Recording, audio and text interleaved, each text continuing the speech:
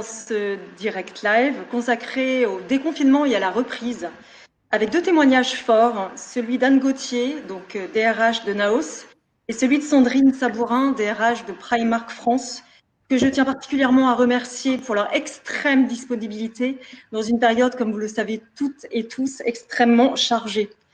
J'ai le plaisir également de présenter nos deux animateurs. Nicolas Lagrange, rédacteur en chef adjoint au pôle social RH d'AEF Info, et Dominique Tissier, professeur associé à l'EDEC, ce qui n'est pas un détail, ex-DRH, développement RH du groupe Michelin. Place au partage d'expériences et je vous souhaite évidemment un excellent direct live. Merci Sophie, bonjour à toutes et tous. On va entrer très rapidement dans le vif du sujet. Vous pourrez poser toutes les questions que vous souhaitez dans le chat ou dans l'onglet questions sur la droite de votre écran. On va démarrer par une petite présentation. Alors, Sandrine Sabourin intervient depuis son domicile, comme beaucoup de fonctions support. Et quant à Anne Gauthier, elle intervient depuis l'usine d'Aix, où d'habitude l'équipe RH n'est pas installée en permanence et où c'est une exception. Et vous y reviendrez, vous aurez l'occasion de nous expliquer pourquoi vous vous êtes installés avec plusieurs collègues. Alors je vais vous demander à toutes les deux de vous présenter, de présenter votre fonction, votre périmètre et puis quelques chiffres clés très rapidement sur vos entreprises respectives, le nombre de salariés en France, à l'international et puis le nombre de sites d'implantation. On commence par vous, Anne Gauthier, bonjour. Bonjour, donc Anne Gauthier, je suis DRH du groupe Naos. Donc Naos, c'est des marques peut-être que vous connaissez, 3 marques, Bioderma, Esthederm et Tapur. On est une entreprise familiale, on a 3000 collaborateurs dans le monde, 1000 sur la France. Toute notre production est faite en France, à Aix-en-Provence. Et on a 50 filiales dans le monde. Parfait. Sandrine Sabourin pour Primark. Très bien. Bonjour à tous. Donc, je suis Sandrine Sabourin, la DRH de la société Primark pour la France. J'ai rejoint le groupe en décembre 2013 dans le cadre de son installation sur le territoire.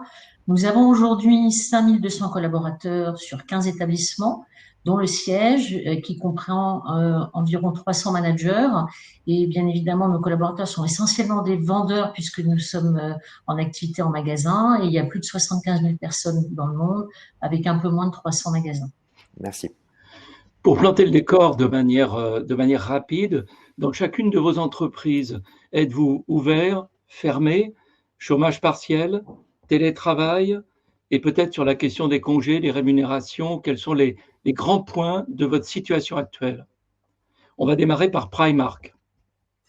Très bien. Alors, du coup, comme nous avons une activité en magasin, on a la quasi-totalité des collaborateurs en chômage partiel, puisque ça représente un peu plus de 98%. On a environ un peu moins de la moitié des effectifs du siège qui sont en télétravail, qui sont principalement des fonctions support telles que les ressources humaines, direction générale, directeur de magasin et RRH d'établissement. Ce qu'on a fait, nous, depuis on va dire ces fermetures et le confinement, on a, au-delà donc de l'activité partielle, maintenu la rémunération à hauteur de 100% pendant 14 jours, déjà dans un premier temps, suite à l'annonce.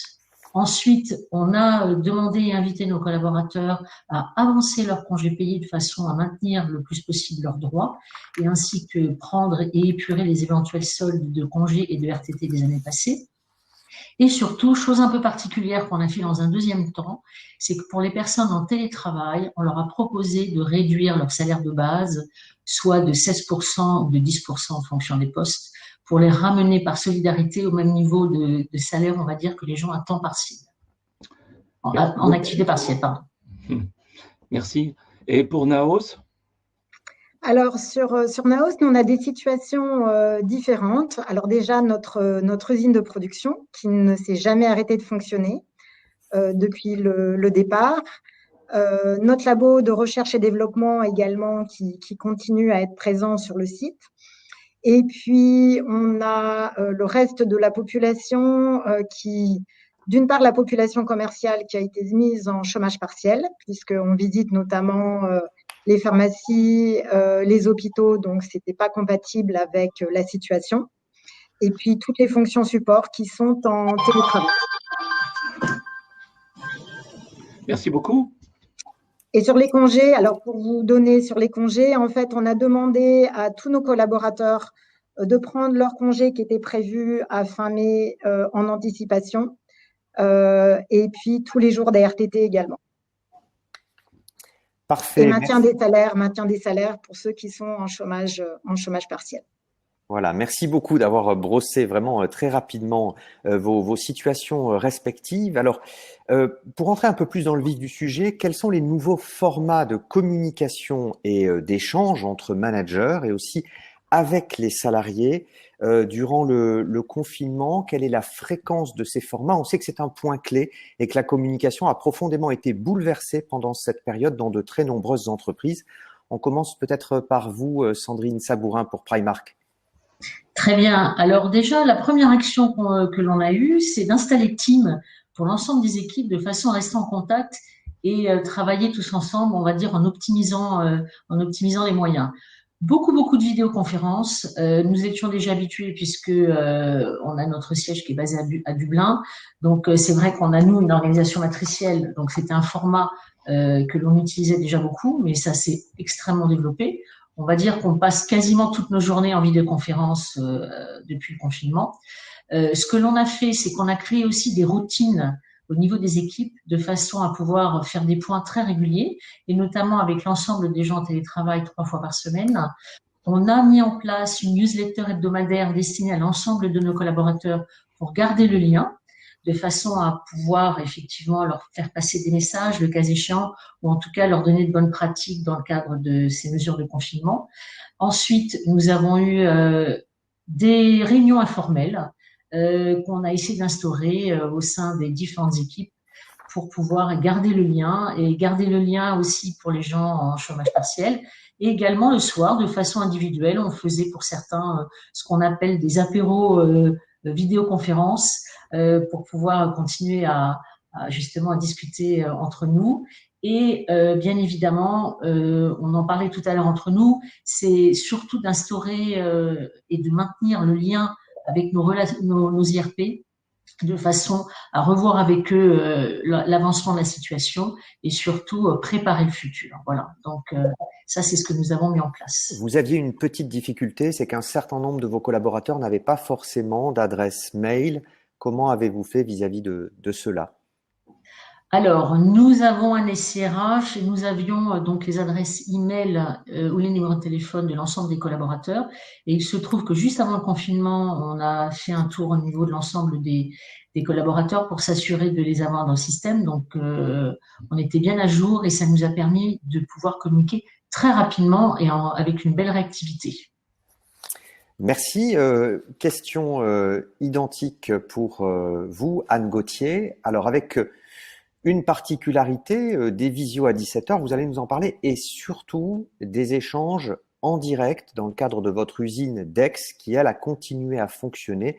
Alors expliquez-nous sur ces 2 points, comment les choses se sont mises en place et quelles décisions fortes avez-vous prises? Alors pour nous, la visio, c'était quelque chose de nouveau. On en faisait avec nos pays étrangers, mais en France, on avait énormément de déplacements intersites entre Aix, Paris et Lyon. Et on a installé Teams pour tout le monde une semaine avant le confinement. Donc, ça a été un exploit de l'équipe informatique d'arriver à tout faire dans un temps aussi court. Et on a installé des rituels. Alors, au-delà des équipes qui fonctionnaient de cette façon, l'équipe RH, tous les soirs, anime une réunion par Teams avec l'ensemble des managers. Donc, on a 180 managers. Ils peuvent se connecter tous les jours à 5 à 6 et on anime tous les sujets d'actualité, d'échange avec eux. Alors, autre décision forte, effectivement, cette installation à l'usine d'Aix, ça s'est passé de quelle manière? Pourquoi cette décision? Pourquoi faire? Qu'est-ce que vous y avez fait durant les dernières semaines? Alors, la décision, en fait, elle a été assez simple. C'est que quand on a eu l'annonce du confinement, et qu'on a annoncé aux équipes de l'usine qu'on allait continuer à travailler, on a senti un énorme stress de la part des équipes qui ne comprenaient pas pourquoi on leur demandait de travailler alors que le gouvernement avait dit qu'il fallait que chacun reste chez lui. Donc, de façon assez, je dirais, naturelle et spontanée, on a décidé avec ma DRH France, la directrice de com, de s'installer à l'usine avec notre directeur de prod et le directeur des opérations. Et donc, la première semaine, on l'a consacrée à être uniquement dans l'atelier, tous les jours, de discuter avec chacun, aller au centre de logistique également, comprendre, rassurer, expliquer économiquement quels étaient les enjeux. Et puis expliquer que ce n'était pas un choix entre économique et sécurité, c'est qu'on considérait que les conditions pour fabriquer dans de bonnes conditions de sécurité étaient réunies et qu'à ce titre-là, il n'y avait pas de raison de s'arrêter. Quels ont été les questionnements? Ça a eu quels effets?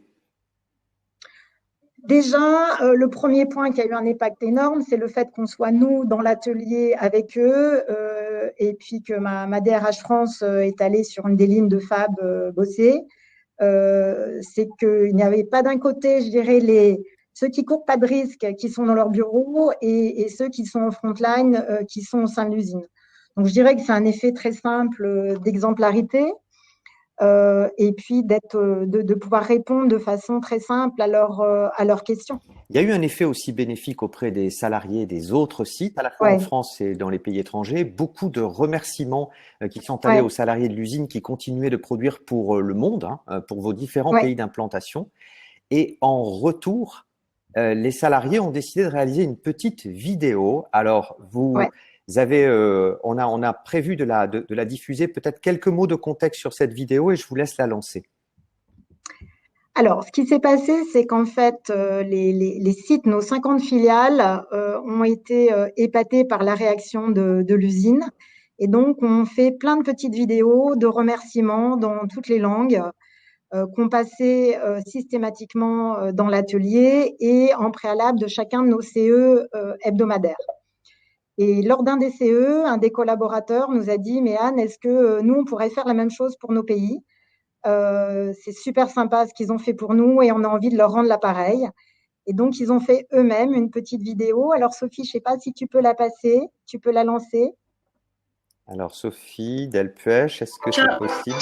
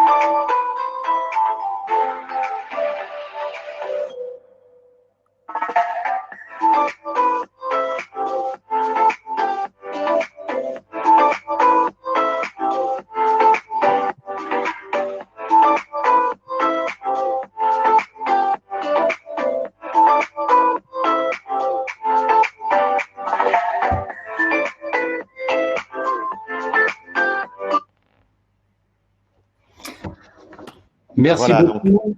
Nous allons continuer, bien entendu, l'interview avec vous en regardant vers le futur, parce qu'il s'est passé beaucoup de choses dans un temps très réduit qui nous ont amenés à nous adapter, que des choses qu'on ne pensait pas très possibles, très faciles, travailler à distance, former à distance, etc., étaient finalement possibles.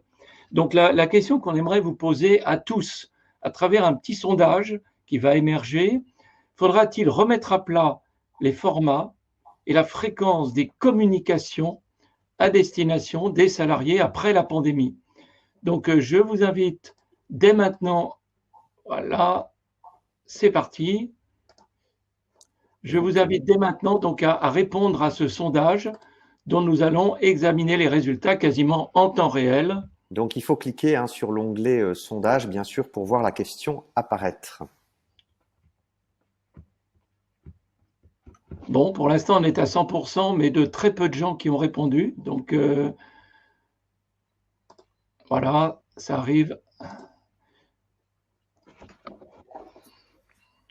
C'est bon. Bon, voilà, écoutez, on est à la moitié pratiquement là, et c'est oui. Voilà, la réponse est oui.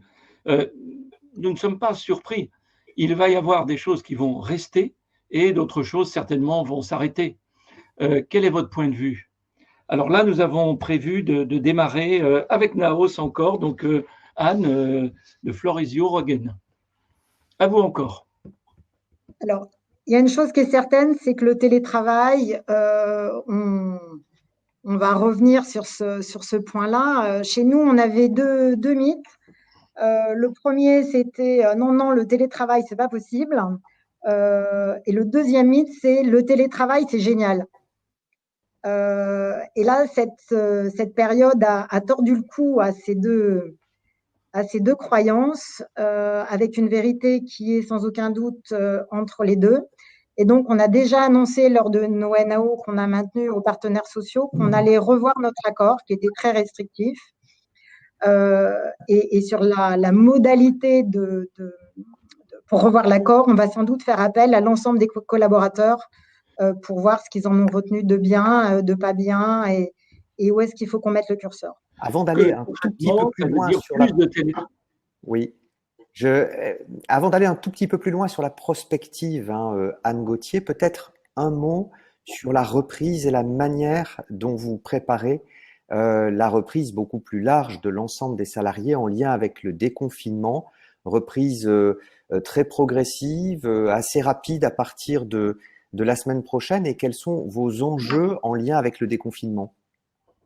Alors déjà, ce qu'on a décidé, c'est une reprise progressive et différente en fonction de chacun des sites. Puisque clairement, on a eu des contacts avec tous nos collaborateurs. Il y a une grosse angoisse sur le site parisien du fait des transports. Donc, on a décidé de reculer à la semaine suivante la reprise sur Paris pour voir ce qui allait se passer, notamment au niveau des transports. Reprise normale sur notre site de Lyon et sur le site de Aix, en travaillant par équipe alternée, c'est-à-dire on va avoir deux équipes, une équipe A, une équipe B, 2 jours, plus un jour de télétravail, pour deux raisons: augmenter la surface par personne, et puis aussi limiter les risques en cas de contamination. Et ça, on a constitué les équipes en fonction de la polyvalence, pour faire en sorte que si une équipe est contaminée, l'autre puisse continuer à travailler. D'accord. Très bien. Et pour vous, Sandrine, donc Primark, qu'est-ce qu'on prépare pour la reprise? Alors, de notre côté, on privilégie le télétravail avant la réouverture des magasins de façon importante. Bien évidemment, on est en train d'aménager toute la partie siège et back-office au niveau des établissements de façon à pouvoir, on va dire, répondre aux conditions de distanciation requises. Par contre, effectivement, nous, l'enjeu, c'est la réouverture des magasins, comme vous pouvez l'imaginer. Et même si on va déconfiner a priori à partir du 11 mai, étant donné que les territoires, en tout cas la main sur les territoires, elles sont laissées au préfet, on va avoir, je pense, un étalement des réouvertures sur 8-10 jours, qui se fera très certainement. Donc aujourd'hui, nous, l'enjeu est plutôt d'essayer d'accompagner dans un premier temps nos IRP, de façon à leur faire comprendre tous les moyens et toutes les protections qui sont mises à disposition et les impacts en termes d'organisation, de façon à acheter, on va dire, la sérénité des uns et des autres. Et moi, je pars toujours du principe, si j'ai des élus qui sont sereins, on aura certainement des collaborateurs sereins. Donc, je ne revois et je n'envisage la réouverture qu'avec leur support et leur accompagnement. Et on aura l'occasion effectivement de revenir plus précisément sur les relations sociales. Peut-être à ce stade de la discussion, Sophie Delpech, quelques premières questions ou remarques adressées à nos deux intervenantes. Alors, deux questions sur la baisse des salaires pour Sandrine. Êtes-vous passé par un accord avec les partenaires sociaux, donc davantage de précision sur cet aspect-là pour la baisse des salaires des collaborateurs en télétravail ou uniquement sur la base du volontariat par solidarité? Alors, ça a été une proposition, donc ça a été sur la base du volontariat.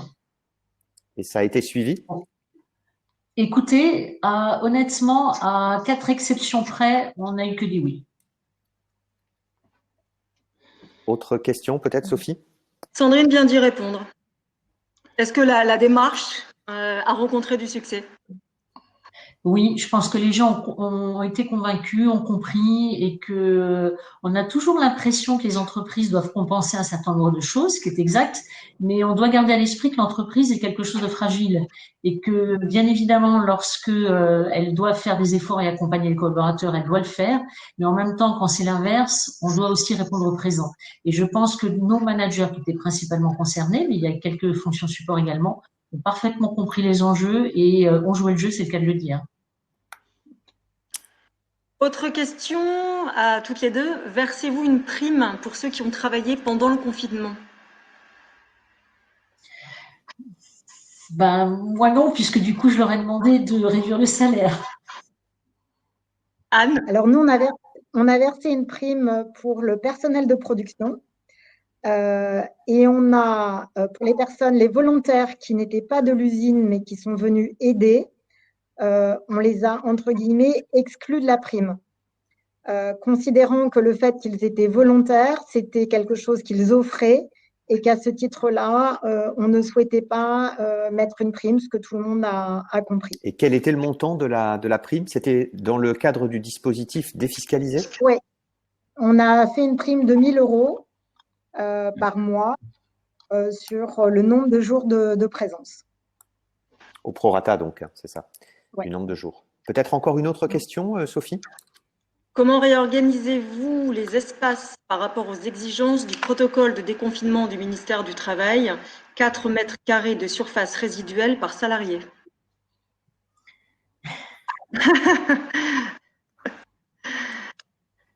Donc c'est simple, on divise par 2. Alors, c'est un petit peu plus compliqué pour nous parce que normalement, les 4 mètres carrés, notamment sur les surfaces de vente, vous devez déduire tous les meubles et tout le mobilier qui existe. Donc, du coup, forcément, on est tous en train de faire des calculs précis pour pouvoir voir où on peut se trouver, sachant que ça doit inclure, en termes de nombre de personnes maximum, à la fois nos collaborateurs et à la fois nos clients. Voilà. Donc, on va avoir un véritable enjeu qui est de revoir très régulièrement le nombre de personnes sur les surfaces de vente, de façon à s'assurer qu'on reste bien dans les, on va dire, dans les maximums au plus requis par cette nouvelle mesure. Et vous êtes confiant par rapport à tout ça? Ça va bien se passer? Ou vous avez quand même des doutes sérieux? Non, très sincèrement, je pense que ça peut très bien se passer parce que nos établissements sont assez importants et donc du coup, on va dédier des personnes justement à ce genre de contrôle puisque on est des établissements quand même assez importants et on s'attend à des contrôles. Je sais qu'il y en a eu chez Carrefour, je sais qu'il y en a eu chez Auchan, un certain nombre. Et donc, du coup, je pense qu'on aura également la même situation. Je dois vraiment d'accompagner au mieux nos collègues sur ce plan-là. On a abordé cet aspect-là d'ailleurs avec nos élus de façon à s'assurer que nos collaborateurs également jouent le jeu et que les choses se passent pour le mieux. Très bien, je vous propose de passer à un autre thème et puis on reprendra bien sûr des questions après. Thème qui a déjà été évoqué, celui des relations sociales, comment s'organisent-elles? Finalement, on pourrait considérer que des relations sociales qui se déroulent dans un esprit de bonne concertation favorisent aussi le renforcement du collectif au même titre que un bon management, de nouvelles manières peut-être de manager. On va aborder ces deux thèmes-là successivement. Concernant tout d'abord les relations sociales, chez Primark, comment se sont-elles organisées? Comment avez-vous associé, Sandrine Sabourin, vos partenaires sociaux? Alors, sur les relations sociales, chez nous, nous avons 3 syndicats principalement. On a la CFTC qui est notre partenaire, on a la CFDT qui est notre ancien partenaire et on a la CGT. J'aurais tendance à dire avec la CFTC, ça s'est très très bien passé. Ils ont parfaitement compris les enjeux et les situations rencontrées. Donc en termes de mesures et d'accompagnement, on va dire à quelque chose près, il n'y a pas eu de souci du tout. La CFDT a été très bien également. Prise de recul, a mis de côté, on va dire, les discussions un petit peu, on va dire, tendues qu'on peut avoir de temps en temps dans le cadre de certaines négociations. Par contre, CGT, absolument pas de remise en question et ils sont restés eux-mêmes, on va dire. Donc, ils nous ont demandé, la majorité d'entre eux, d'arrêter, on va dire, les CSE ordinaires ou CSEC ordinaires. Par contre, on a fait beaucoup de CSE et CSEC extraordinaire de façon justement à revenir sur la situation, le contexte. Donc on l'a fait systématiquement, on a fait un ordre du jour qui consistait en 3 points. Donc l'actualité sociale puisqu'il a fallu suivre toute la réglementation et ça n'était pas toujours très simple, et ensuite des nouvelles sur les collègues. D'accord. Donc ça s'est bien passé et jusqu'à présent, on n'a pas eu de souci. On a même anticipé les discussions autour de tout ce qui était hygiène et sécurité avant justement notre CSEC qui aura lieu demain pour la reprise. Et juste encore un mot, des relations peut-être beaucoup plus informelles, à la fois plus fréquentes et plus informelles, peut-être avec des groupes plus restreints, peut-être un peu moins de posture aussi de part et d'autre. Oui. Il a fallu énormément rester en contact, notamment alors avec notre secrétaire du comité central, mais surtout mes DSC. Ça a été un travail de très, on va dire, très important, de façon à comprendre, on va dire, là où ils en étaient, de façon à répondre au mieux à leurs interrogations et à leurs questions, on va dire, concernant la gestion et l'accompagnement des collaborateurs. Ils avaient leurs propres questions individuelles, mais ils avaient celles aussi des collaborateurs. Et c'est vrai que j'y ai passé, on va dire, un certain nombre d'heures, mais c'était très positif et très constructif. Et j'avoue, je pense qu'on en tirera tous que du positif. Anne Gauthier, vos relations sociales depuis le confinement? Alors, on avait déjà de bonnes relations sociales. Hein. C'était quelque chose chez nous qui est ancré depuis longtemps sur l'ensemble de nos sites. Et là, je dirais que ça les a renforcés. Sur le site de l'usine, on fait un CSE extraordinaire toutes les semaines, où on a un ordre du jour assez rituel qui est quid des mesures d'hygiène et de sécurité. L'autre point, c'est l'activité de l'usine. Et le troisième point, c'est la situation dans nos autres pays d'un point de vue économique et humain. On a maintenu nos NAO. Donc, nous avons fait nos NAO, ce qui était un peu particulier dans ce contexte-là, et nous avons signé un accord avec aucune mesure à l'intérieur. Voilà. C'était particulier. Et Héloïse nous pose 2 questions sur lesquelles des réponses partielles ont été données. Si vous voulez compléter, dites-le. Sur la prise de congé, est-ce que tout le monde a joué le jeu ou est-ce que vous avez dû imposer? Et deuxième question, comment vous impliquez la CSSCT en amont des CSE extra, comme à l'époque des CHSCT, ou plus sur un rôle de groupe de travail? Donc, une réponse brève, s'il vous plaît. Alors, sur la CSSCT, en fait, on les a impliqués effectivement avant la réunion du CSEC, et on l'a fait de façon élargie puisque les membres n'étaient et ne faisaient partie que de la CFTC.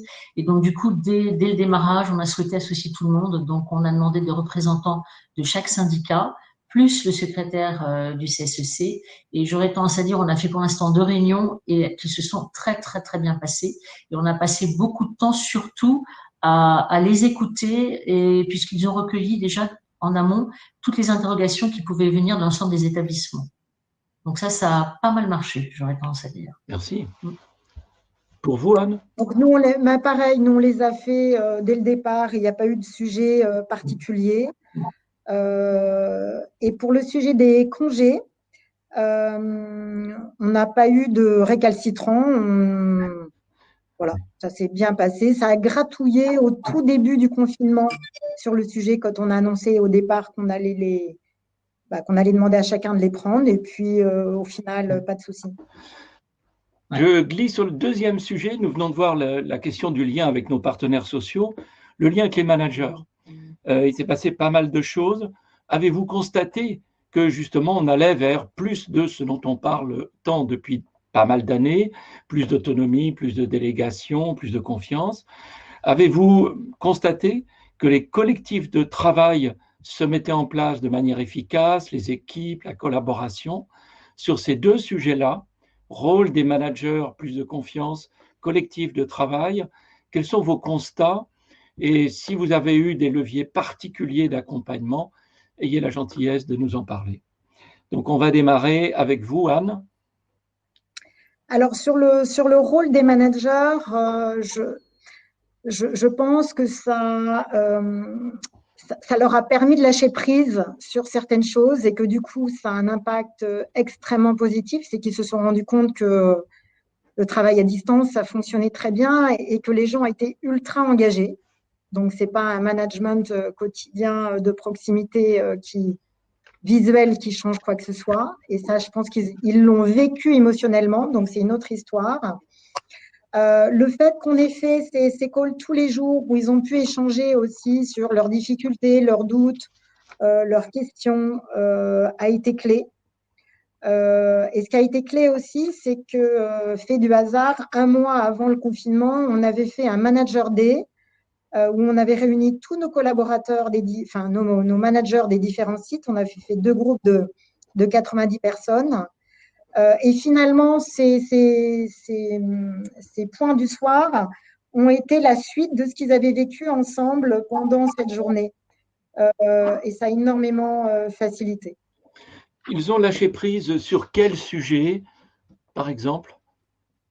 Je pense sur une forme de contrôle ou de se dire non, on a besoin d'être ensemble absolument, il faut absolument que les gens soient là. Je pense qu'ils ont vraiment, vraiment constaté que finalement, ça fonctionnait très bien. Et voire des fois, nous, on a constaté une amélioration de la qualité des réunions, qui était un peu dysfonctionnante chez nous sur certains points. Et ça a permis de faire de gros progrès sur différents points. J'ai bien entendu que vous avez légèrement égratigné le lean management à travers les tableaux des équipes au quotidien. Mais nous n'enchaînerons pas là-dessus. Et pour vous, Sandrine, pour Primark? Alors, la gestion à distance, ou en tout cas la communication à distance, on est plutôt habitué avec nos 15 établissements. Donc là, je ne peux pas parler de véritable changement ou révolution. Par contre, ce qui a été différent, c'est que on a eu principalement des gens, donc des équipes du retail et des ressources humaines qui étaient en place en télétravail. Et ce qui s'est passé, c'est que on a eu un peu un renversement des situations. À savoir, vous avez normalement donc les équipes ressources humaines qui sont là en accompagnement et en support des opérationnels.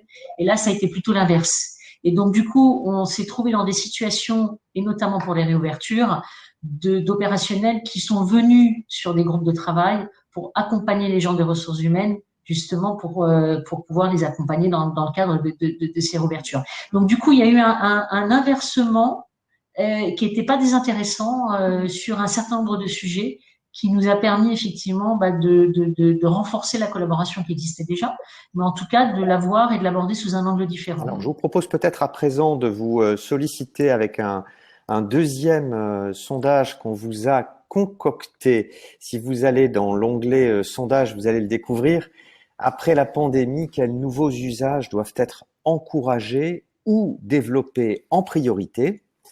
On vous propose plusieurs réponses. Vous pouvez en choisir plusieurs.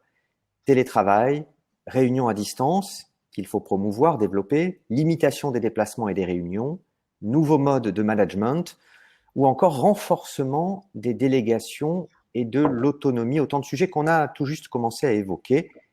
On vous laisse quelques secondes, 15-20 secondes. Le résultat en général est immédiat pour voter.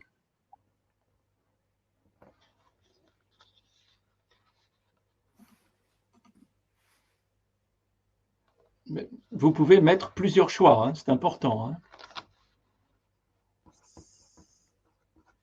Voilà, alors on va faire le commentaire, c'est beaucoup dire, mais en tout cas, on va donner les résultats bruts. Voilà, immédiatement, au fur et à mesure que vous votez, on voit finalement que les 5 choix qu'on vous a proposés sont très partagés. Arrive en tête le télétravail, la limitation des déplacements et des réunions, et le renforcement des délégations et de l'autonomie, mais ça se tient finalement à assez peu de choses près, mais vous êtes finalement majoritaire sur ces 5 items à considérer qu'il faut encourager ou développer en priorité tous ces nouveaux usages. Dominique. Oui, on peut se dire d'ailleurs que les réunions à distance, finalement, on considère que c'est peut-être moins important de les renforcer parce qu'elles existent déjà. On peut se poser la question dans ces termes-là. Le télétravail aussi. Bon, à voir. En tout cas, il y a beaucoup à renforcer. Peut-être on va démarrer avec nos intervenants sur cette question qui est fondamentale, qui est de se projeter dans l'avenir en se disant qu'avons-nous appris pendant ce confinement? Et dans ce que nous avons appris, il y a des choses que nous ne voulons pas garder et il y a des choses que nous voudrions bien garder, voire renforcer encore plus. Alors bien entendu, c'est tout à fait proche de la question que nous venons de poser en sondage. Donc peut-être on va démarrer avec vous, Sandrine, pour Primark. Qu'avez-vous appris que vous souhaiteriez bien, Primark, conserver dans le futur? Alors, je pense que le télétravail, nous on faisait de façon très occasionnelle du télétravail, mais c'est quelque chose qu'on devrait officialiser. Ça, c'est mon point de vue. Et ensuite, qu'est-ce qu'on pourrait être amené à changer? Moins de déplacements. On a vraiment beaucoup de déplacements et parfois pour des périodes de temps en réunion qui sont extrêmement courtes. Donc, pourquoi pas inventer ou utiliser des nouveaux moyens de communication pour à peu près les mêmes résultats. Très sincèrement, parfois, il faut se poser la question. Donc, ce seraient les 2 points de mon côté à privilégier. Quand un DRH dit officialiser, ça veut dire qu'il pense accord. C'est bien cela? Exactement. Pour moi, officialiser, c'est effectivement de négocier un accord et les conditions. Merci. Et pour vous, chez Naos, Anne?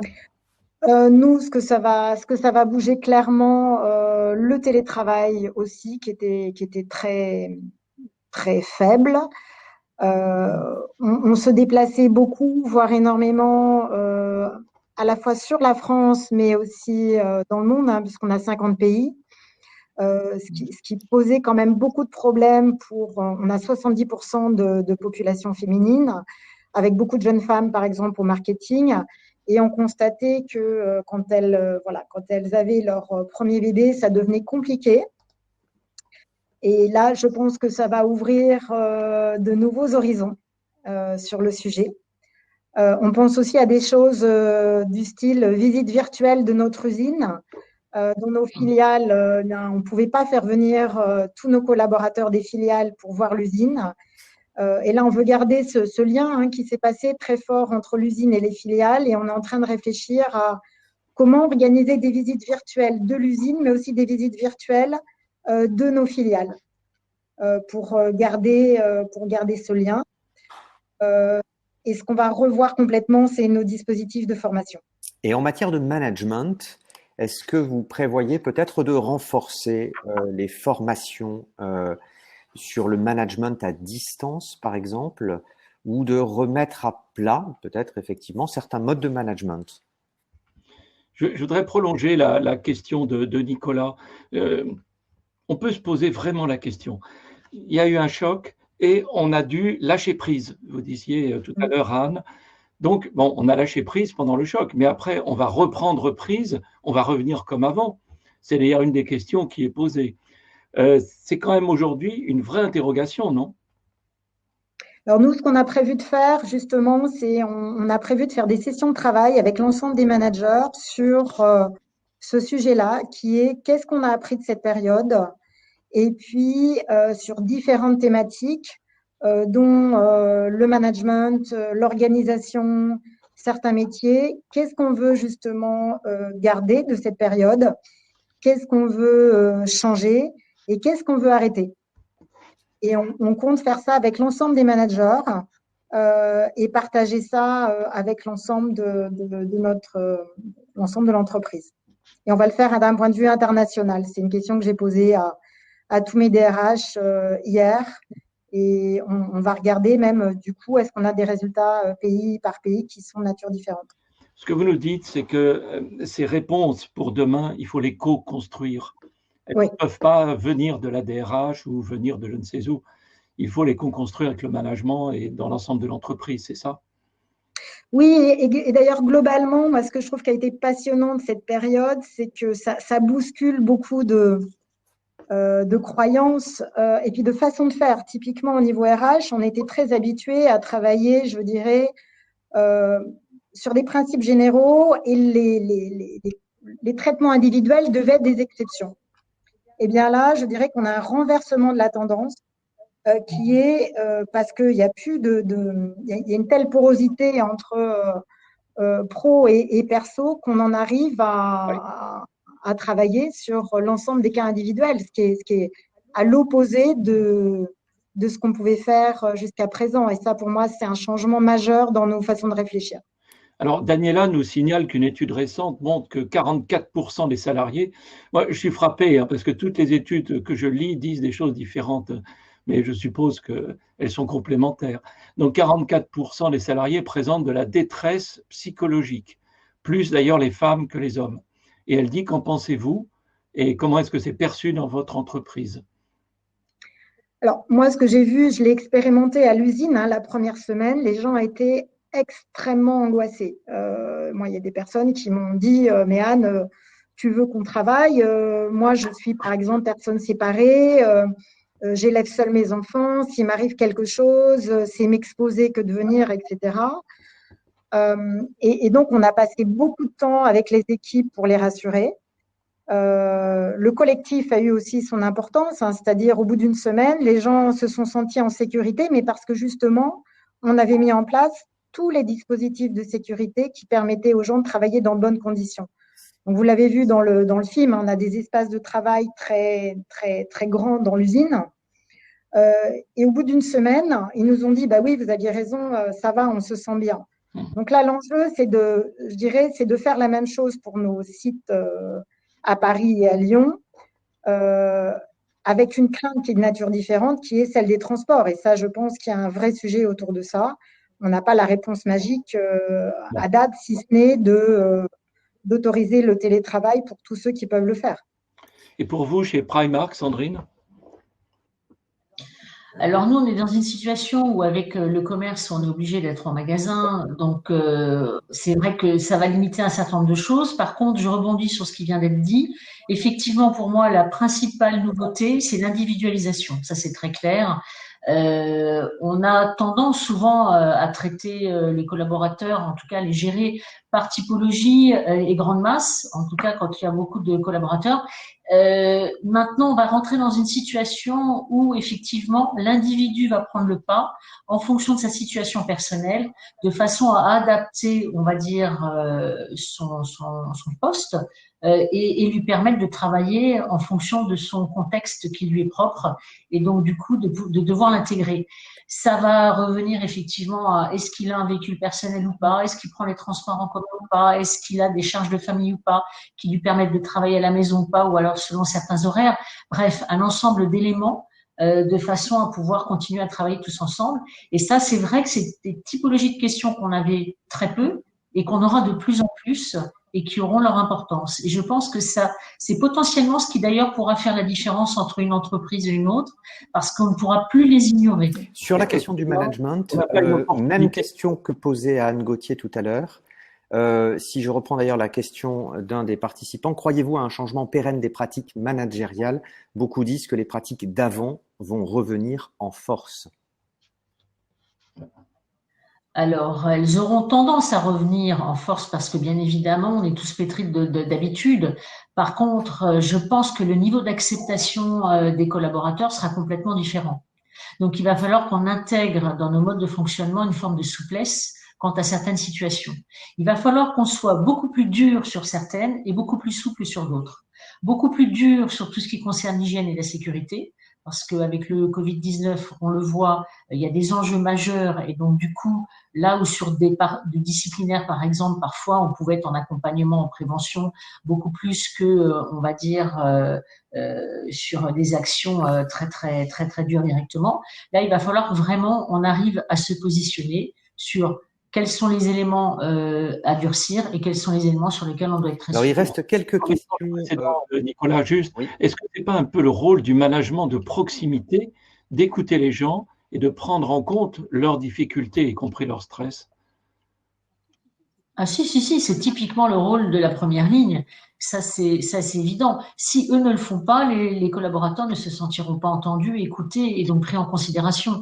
Moi, je pense qu'il faut travailler en confiance. Donc, si le manager est en écoute et qu'une confiance s'installe, vous n'aurez pas de problème. Il y aura des échanges harmonieux qui vont se créer de part et d'autre pour les moments joyeux et les moments les plus compliqués. Par contre, effectivement, si la première ligne ne joue pas le jeu, là, ça risque de compliquer énormément les Est-ce qu'il choses. faut aider cette première ligne? Il y a peut-être moyen d'aider les gens à assumer ça. C'est pas facile de gérer le stress des autres.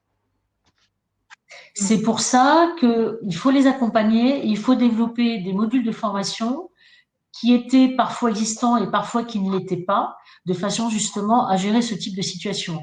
Nous, je sais qu'on avait par exemple des modules de formation sur les relations parfois conflictuelles avec des clients, puisque vous avez parfois des clients qui peuvent être extrêmement agressifs. Et donc du coup, sur nos lignes de retour client, on formait plus particulièrement ces collaborateurs.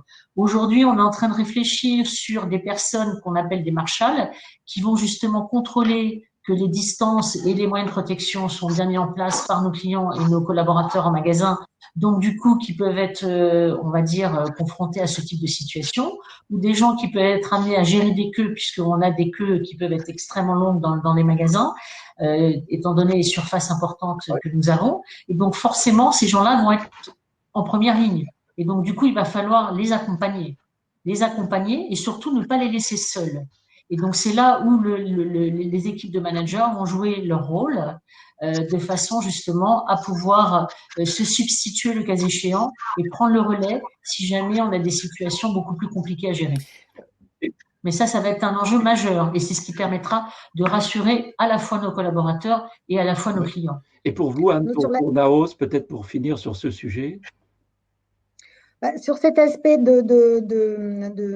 qui est demandé sur la détresse psychologique, nous, on avait fait, avant le confinement, une formation sur tout ce qui était risques psychosociaux. Et les managers, d'ailleurs, nous ont dit que ça les avait énormément aidés pendant la période de confinement. On a ouvert une ligne d'écoute téléphonique. On maintient bien sûr ensuite. Et on va faire des conférences avec un psychologue sur justement ce sujet du déconfinement de façon plus spécifique, la peur de l'autre. Et puis aussi, on va faire un accompagnement avec nutritionniste. Alors, Sophie, peut-être encore quelques questions. Il y a probablement des questions qui n'ont pas encore été relayées. Si oui, quelles sont-elles? Une question pour concernant le dialogue social. Comment avez-vous impliqué la CSSCT en amont des CSE extra comme à l'époque des CHSCT ou plus sur un rôle de groupe de travail? Alors, officiellement, on les a sollicités dans le cadre d'un CSSCT. D'ailleurs, pas de façon, on va dire, habituelle, puisque normalement, on doit avoir le CSEC d'abord qui mandate après le CSSCT. Donc, du coup, on l'a appelé CSSCT, mais en réalité, comme vous le citez, ça a été un groupe de travail. Ça a plutôt été ça, puisqu'il a été élargi. Pour rebondir sur ce que vient de dire Anne, pourquoi un nutritionniste? Parce que pour les gens qui sont restés confinés, il y a eu un certain nombre d'écarts.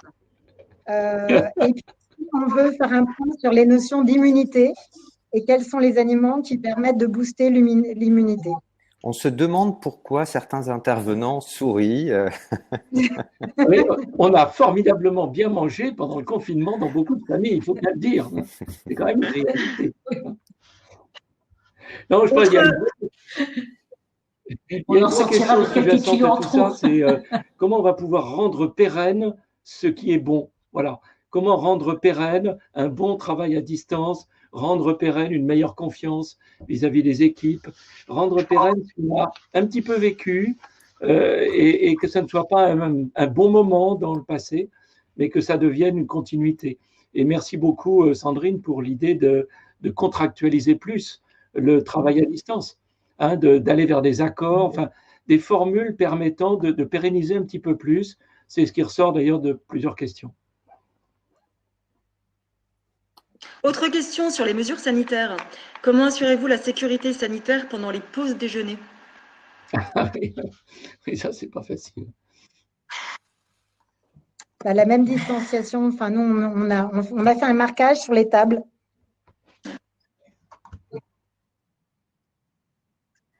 Alors, nous avons enlevé quelques tables et quelques chaises dans les endroits qui étaient dédiés à cet effet, de façon justement à respecter les distances.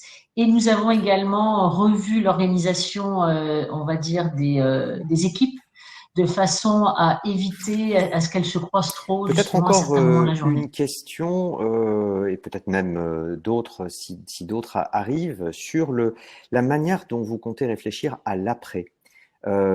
Pour vous, quelle peut être la bonne méthodologie? Faut-il créer des groupes de travail au sein de la DRH, faire réfléchir les DRH éventuellement des différents pays, faire des groupes de travail thématiques? Faut-il élargir aux managers, passer peut-être par des questionnaires ou des études auprès des salariés pour savoir ce qu'ils souhaitent garder ou changer des nouveaux usages qui auront été constatés pendant la pandémie? Anne Gauthier? Nous, on compte faire les 3 dispositifs, c'est-à-dire réflexion au niveau de la fonction RH, pour préparer justement le questionnaire et les groupes de travail avec les managers. Et après, l'étendre de façon plus globale via un questionnaire auprès de l'ensemble des collaborateurs.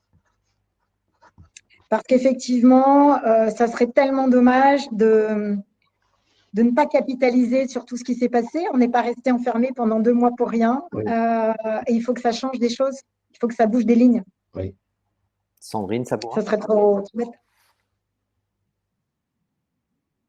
Alors nous, de notre côté, on va mettre très prochainement en place donc une évaluation des risques psychosociaux. Et je pense que ça va nous servir de base justement de réflexion dans le cadre de la constitution d'un groupe de travail justement sur les actions à mettre en œuvre.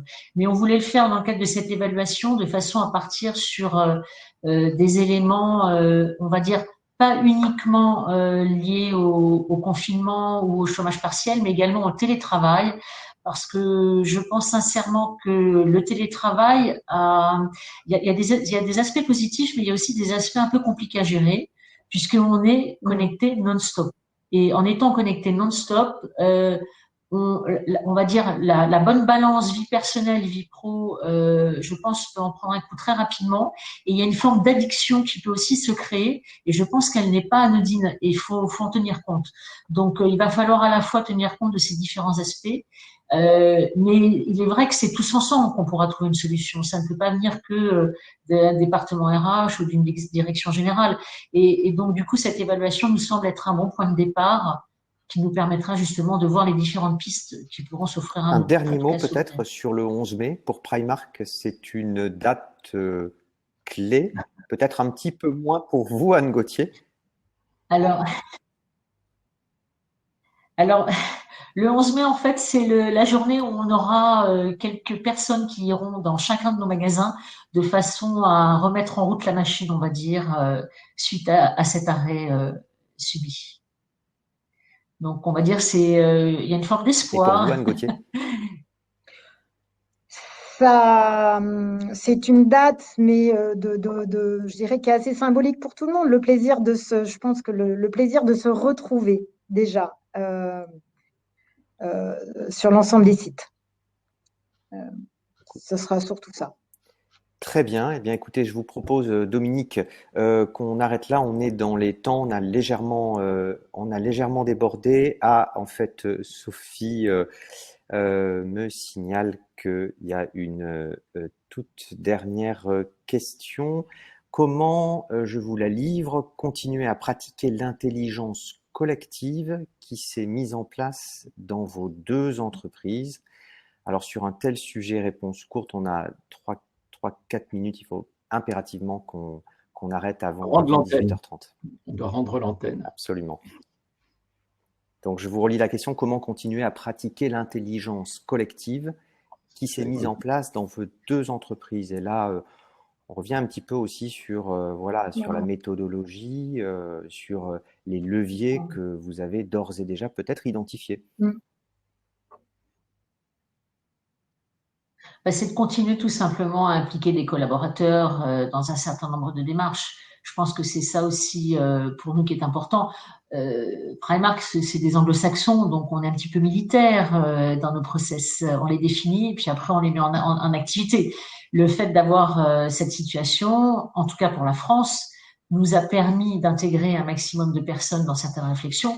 Et l'idée, c'est bien évidemment de continuer. Après, est-ce que ce sera une réalité ou pas? C'est encore une autre question. Est-ce que ça veut dire qu'il faut garder cette dynamique, ces espaces d'innovation collaborative? Même question à Anne Gauthier. Alors nous, on avait déjà une culture très inclusive, hein, puisque au niveau de l'usine notamment, on est sur des réflexions depuis 3 ans de travail en groupe autonome. Je dirais que là, ça a permis d'aller beaucoup plus loin sur d'autres fonctions. Et du coup, je reprends les points dont je vous ai parlé tout à l'heure, c'est-à-dire réflexion RH, réflexion avec les managers et puis rendre possible la contribution de beaucoup plus de personnes du fait des nouveaux outils. Très bien. J'aurais pas pu faire contribuer quelqu'un je dirais, du Brésil ou de… Oui, bien sûr. On avait encore 1 ou 2 questions. Malheureusement, là, on a plus le temps. Donc, il faut vraiment clore la séquence. Merci vraiment à toutes les 2 et merci à tous les participants pour votre interactivité. Merci beaucoup à tous et bonne soirée à tout le monde. Merci beaucoup. Merci, au plaisir. Merci. Bonne soirée. Au revoir. Merci.